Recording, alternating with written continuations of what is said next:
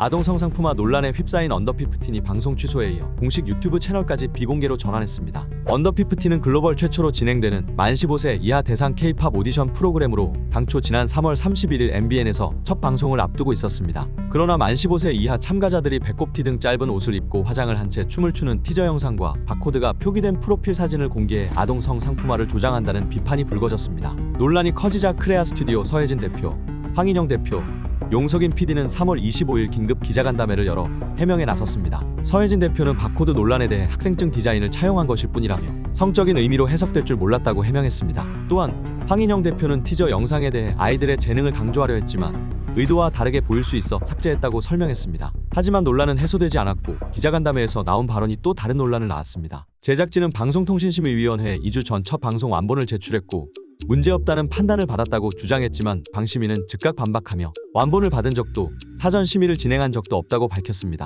이후 서혜진 대표는 발언에 착오가 있었다며 해명했지만 거짓 해명 논란이 불거졌고 방심위는 제작사에 강력한 항의 의사를 전달했습니다. 결국 논란이 가라앉지 않자 언더피프틴의 첫 방송은 취소됐습니다. 하지만 방송이 취소된 후에도 제작진은 유튜브에 1화 일부를 공개해 논란을 더욱 증폭시켰습니다. 이 영상은 공개 8일 만에 조회수 10만 건을 넘어서며 화제가 되었습니다.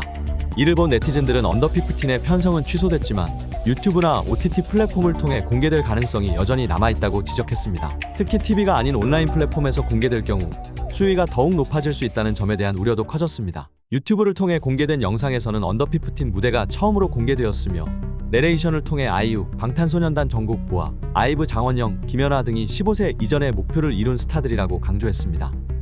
하지만 프로그램이 방송사 편성을 받지 못하고 난항을 겪는 가운데 1화 예고편 영상마저 비공개로 전환되었습니다. 현재 언더피프틴이 사실상 방송을 멈춘 상황에서도 프로그램 폐지를 요구하는 목소리는 여전히 이어지고 있습니다. 반면 일부에서는 현재도 많은 미성년자가 아이돌로 데뷔해 활동하고 있으며 K-팝 산업 전반에서 미성년 연예인의 존재 자체가 자연스러운 현상이라고 주장하고 있습니다. 또한 특정 이미지나 영상을 성적으로 왜곡하여 해석하는 일부 시청자의 시각이 문제라는 반론도 제기됩니다. 즉, 프로그램 자체가 아동 성상품화를 조장했다기보다는 이를 바라보는 사람들의 시선이 불필요한 논란을 초래했다는 것입니다. 이번 사태를 계기로 K-팝 업계에서 오랫동안 제기되어 온 아동 착취 및 아동 성상품화 논란이 다시금 수면 위로 떠올랐습니다. 특히 미성년 연예인의 보호 기준과 적절한 연출 방식에 대한 논의가 다시 불붙고 있으며 업계 전반에 책임 있는 대응이 요구되고 있습니다. 이러한 문제가 반복적으로 제기되는 만큼 단순한 논란으로 끝날 것이 아니라 근본적인 개선책 마련이 필요하다는 목소리도 커지고 있습니다. 과연 업계가 이번 논란을 계기로 어떤 변화를 모색하고 미성년 연예인 보호를 위한 실질적인 대책을 마련할 수 있을지 관심이 집중되고 있습니다.